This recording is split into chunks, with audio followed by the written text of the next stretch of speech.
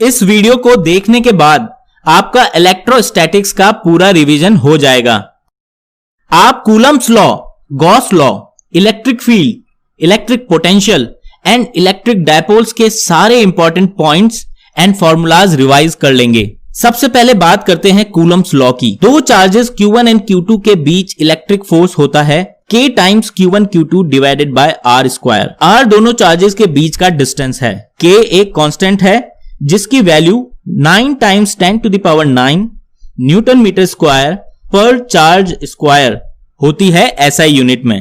अगर बहुत सारे चार्जेस हैं तो नेट फोर्स किसी एक चार्ज पर बाकी सभी चार्जेस की वजह से जो इंडिविजुअल फोर्सेस हैं उन्हें ऐड करने पर मिलता है। Electric field lines imaginary lines होती हैं जो इलेक्ट्रिक फील्ड के बारे में दो इंफॉर्मेशन देती हैं।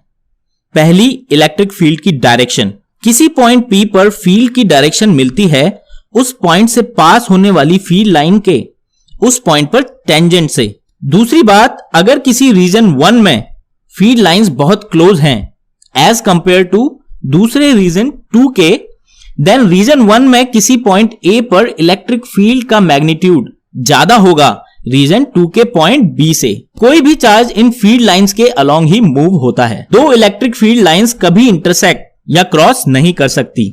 अगर पॉइंट चार्जेस की बात करें तो पॉजिटिव चार्ज से ये लाइंस बाहर की तरफ निकलती हैं और नेगेटिव चार्ज में ये लाइंस अंदर की तरफ आती हैं। दो पॉइंट चार्जेस एक साथ हो तो ये लाइंस पॉजिटिव चार्ज से निकलकर नेगेटिव चार्ज में टर्मिनेट होती हैं। और अगर दो पॉजिटिव चार्जेस हैं तो फील्ड लाइंस ऐसी दिखती हैं। इलेक्ट्रिक फील्ड की वैल्यू दोनों के बीच में किसी एक पॉइंट पर इस वाले केस में 0 होती हैं। सिमिलरली दो नेगेटिव चार्जेस की वजह से फील्ड लाइंस ऐसी दिखती है। अगर किसी चार्ज का मैग्नीट्यूड ज्यादा है तो उससे फील्ड लाइंस ज्यादा ओरिजिनेट या टर्मिनेट होगी एज कंपेयर टू जिसका चार्ज कम है। इलेक्ट्रिक फील्ड लाइंस कभी क्लोज लूप नहीं बना सकती हैं। Electric potential energy. Electric field अगर किसी चार्ज को पॉइंट A से पॉइंट B मूव करती है तो उसके द्वारा उस चार्ज पर किया गया वर्क होता है integration of dot product of force vector and displacement vector from point A to B, जहां पे ds स्मॉल डिस्प्लेसमेंट है, F फोर्स वेक्टर है and theta force and displacement के बीच का एंगल है। इलेक्ट्रिक फील्ड फोर्स एक कंजर्वेटिव फोर्स है, मतलब एक चार्ज को मूव करने में इस फोर्स ने जो वर्क किया है वो चार्ज की इनिशियल एंड फाइनल पोजीशन यानी point A and point B पर ही डिपेंड करता है और इस बात पर डिपेंड नहीं करता है कि उसने क्या पाथ या ट्रैजेक्टरी फॉलो की है। कंजर्वेटिव फोर्सेस के लिए ही potential and potential energy define कर सकते हैं। पॉइंट A पर जो पोटेंशियल एनर्जी है और पॉइंट B पर जो पोटेंशियल एनर्जी है दोनों का डिफरेंस ही वर्क डन होगा पॉइंट A से पॉइंट B के बीच में। लेकिन चेंज इन पोटेंशियल एनर्जी की बात करें तो वो होती है डेल्टा U यानी UB माइनस UA, जिसकी वैल्यू होगी negative of work done from point A to B। अगर वर्क डन पॉजिटिव है तो पोटेंशियल एनर्जी डिक्रीज होती है from point A to point B। दो पॉइंट चार्जेस के केस में इलेक्ट्रिक पोटेंशियल एनर्जी की वैल्यू होती है U equals to K Q1 Q2 divided by R, जहां R दोनों के बीच का डिस्टेंस है। अगर मोर देन 2 चार्जेस हैं तो टोटल इलेक्ट्रिक पोटेंशियल एनर्जी सभी पेयर ऑफ चार्जेस की वजह से जो इंडिविजुअल पोटेंशियल एनर्जी है उन्हें ऐड करके मिलती है। अगर 3 चार्जेस का केस देखें तो पोटेंशियल एनर्जी इस इक्वेशन से दी जाती है और मान लीजिए अगर चार्जेस 4 हैं तो पोटेंशियल एनर्जी इस इक्वेशन से दी जाएगी। इलेक्ट्रिक पोटेंशियल की बात करते हैं।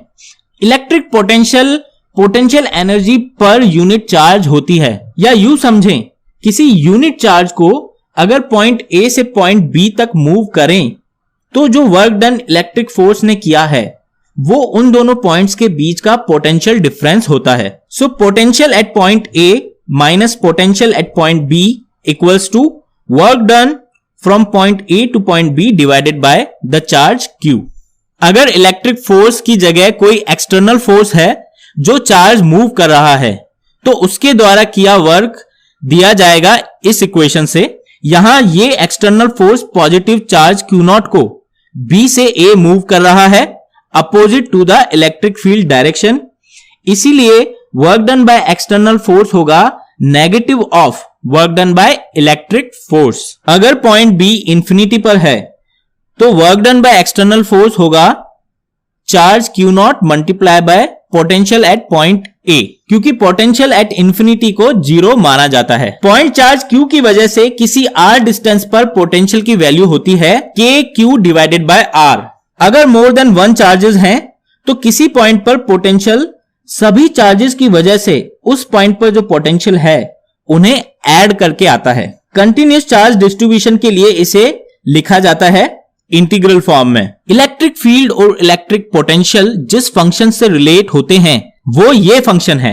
यहां पर dv बाय dx होता है पोटेंशियल फंक्शन का partial differentiation with respect to x। Partial differentiation का मतलब होता है कि हम पोटेंशियल फंक्शन को, जिसमें कि x, y, z सभी वेरिएबल हैं, लेकिन अगर x के टर्म्स में पार्शियल डिफरेंशिएशन कर रहे हैं तो बाकी वेरिएबल्स को हम कांस्टेंट मान लेते हैं, यानी कि y एंड z को कांस्टेंट मान के हम x की टर्म्स में पोटेंशियल फंक्शन को डिफरेंशिएट करते हैं। अगर एक ही वेरिएबल है, जैसे रेडियल डायरेक्शन में डिस्टेंस r, तो लिख सकते हैं electric field equals to minus dv by dr। इसे इस तरह भी समझ सकते हैं कि जो पोटेंशियल और डिस्टेंस का ग्राफ है उसका जो किसी पॉइंट पे स्लोप है उसकी नेगेटिव वैल्यू उस पॉइंट पर इलेक्ट्रिक फील्ड की वैल्यू बताती है। यहां से अगर हम इंटीग्रेट करें तो हमें मिलता है VB minus VA equals to negative of integral from point A to point B of electric field vector dot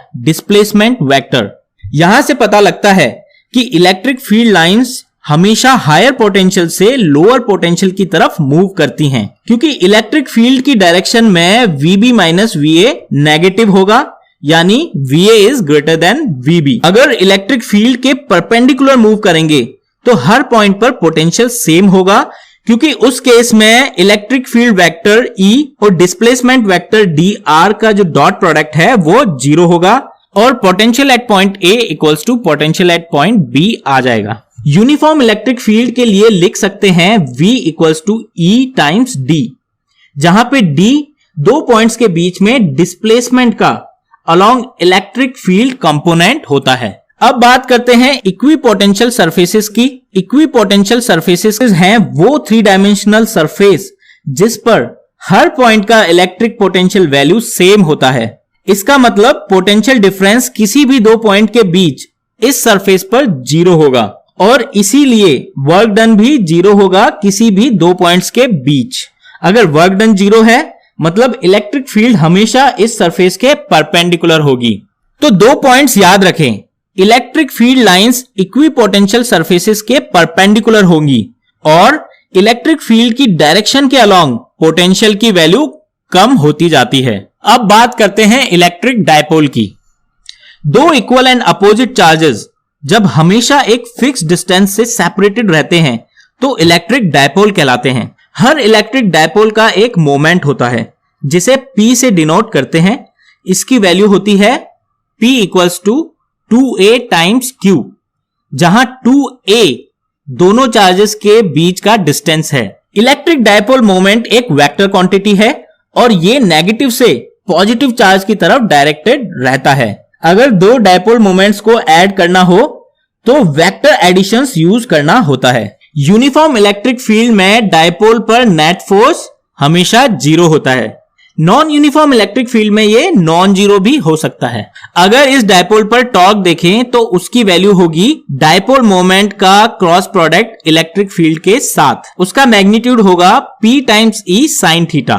theta equals to 0 and 180 degree पर टॉर्क 0 होगा और थीटा इक्वल्स टू 90 डिग्री पर टॉर्क मैक्सिमम होगा।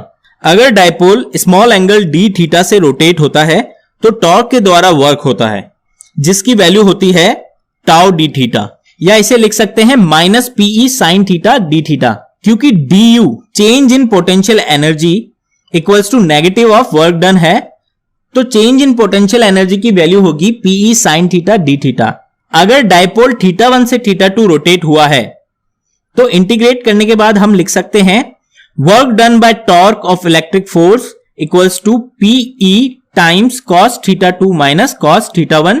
और अगर कोई external force torque लगाता है अगेंस्ट द इलेक्ट्रिक फील्ड तो उसकी वैल्यू इस वैल्यू के नेगेटिव होगी, क्योंकि theta equals to 0 degree and 180 degree पर टॉर्क 0 होता है और फोर्स तो 0 है ही, मतलब इन एंगल्स पर ये डायपोल इक्विलिब्रियम में होगा। ये इक्विलिब्रियम स्टेबल होगा या अनस्टेबल, ये पोटेंशियल एनर्जी की वैल्यू पर डिपेंड करेगा।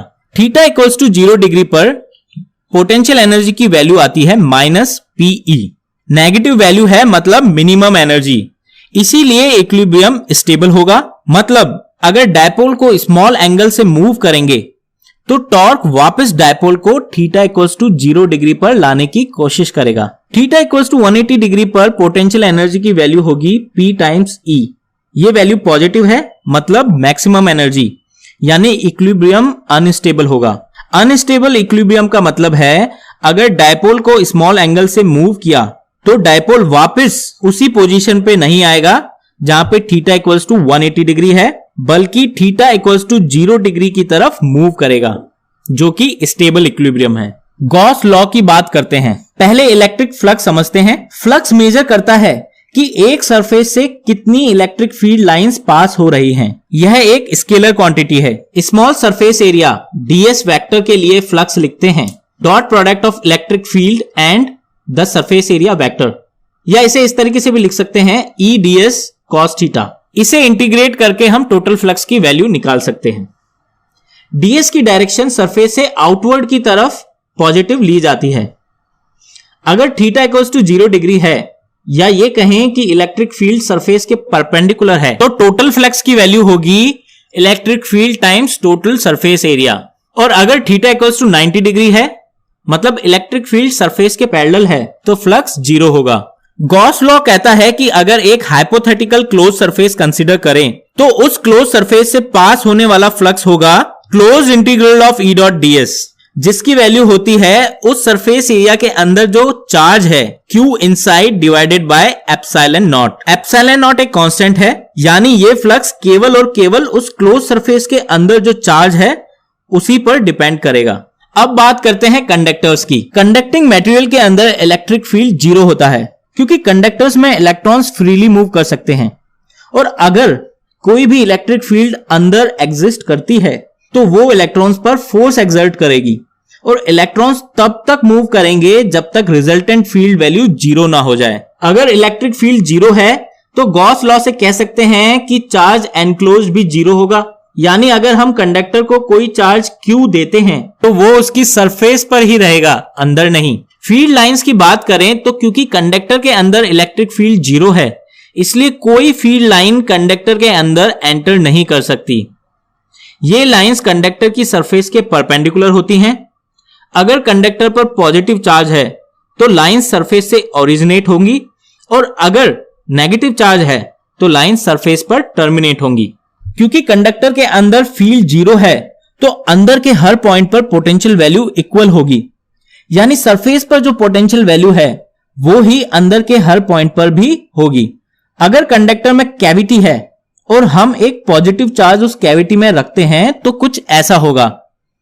Equal and opposite charge conductor की अंदर वाली सरफेस पर आ जाएगा, और इक्वल चार्ज सेम साइन के साथ आउटर सरफेस पर अपीयर हो जाएगा। इस तरह हमने इलेक्ट्रोस्टैटिक्स के सारे important points and formulas revise कर लिए हैं। आप अगर इस वीडियो को 2-3 बार देखेंगे तो ये पॉइंट्स आपको हमेशा के लिए याद हो जाएंगे। ऐसे और भी वीडियोस मैं आपके लिए लेकर आऊंगा ताकि आप हर टॉपिक का रिवीजन इजीली कर पाएं। नए वीडियोस डेली अपलोड होते रहेंगे, इसीलिए चैनल को सब्सक्राइब जरूर करें ताकि आपको हर वीडियो अपलोड की जानकारी सबसे पहले मिल जाए। याद रहे, सब्सक्राइब करने के बाद बेल आइकन क्लिक करना ना भूलें। Thank you for watching this video.